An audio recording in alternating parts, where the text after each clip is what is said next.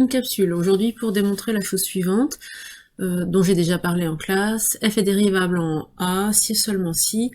On peut écrire f de x sous la forme f de a plus une constante x moins a, plus encore une fonction dont on ne sait rien, sauf qu'elle sera négligeable par rapport à x moins a en a.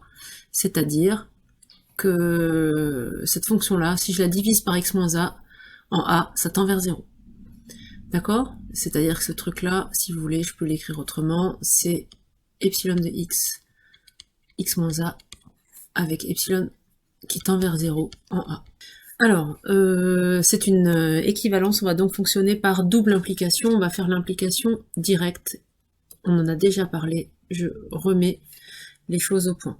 Si f est dérivable en a, ça veut dire que le taux de variation de f de x moins f de a, sur x moins a, taux de variation de f en a, calculé en x, donc là je prends un x au voisinage de a, les différents de a, je calcule le taux de variation, et je sais que ça tend vers f' de a, parce que f est dérivable en a. Puisque ça tend vers f' de a, je note epsilon de x, cette fonction moins sa limite, et je sais que ça tend vers 0. Et maintenant, je manipule cette quantité, et j'en déduis f de x. On trouve bien f de x sous cette forme-là, toujours au voisinage de a. On a donc bien exactement cette forme-là, et ici, le L, f' de a. D'accord? Réciproquement. Imaginons qu'on ait une écriture sous cette forme, donc si il existe une fonction epsilon qui tende vers 0 en a, et si il existe un L réel tel que sur tout un voisinage, c'est-à-dire un intervalle du type a moins alpha plus alpha. Donc je recopie la phrase là-haut, f de x égale f de a plus L constante fois x moins a plus la fonction epsilon fois x moins a. Donc ça, on verra ensemble que ça s'appelle une fonction négligeable par rapport à x moins a, et ça s'écrit petit o de x moins a. À ce moment-là, je calcule le taux de variation, f de x moins f de a, donc je passe le f de a de l'autre côté, et je divise tout par x moins a. Je vais avoir L, plus, si je divise par x moins a, il y a le epsilon de x.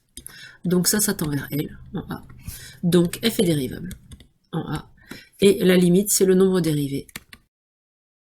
Donc maintenant, on va avoir une conséquence très importante de cette écriture, c'est que si f est dérivable en un point, alors elle y est forcément continue. Donc j'ai réécrit ici la phrase qu'on vient de démontrer, c'est-à-dire que si f est dérivable, f peut s'écrire sous cette forme. On a vu qu'il y avait une réciproque, mais c'est ce sens-là qui m'intéresse. Et puis de manière très simple, on va faire tendre x vers a. Si on fait tendre x vers a, cette quantité-là tend vers 0. Le epsilon tend vers 0 par définition. Ça tend vers 0. Ça c'est une constante. Donc tout ça tend vers 0. Et donc j'obtiens bien que si x tend vers a, le f de x tend vers f de a, ce qui traduit que f est continu. Fin de la capsule.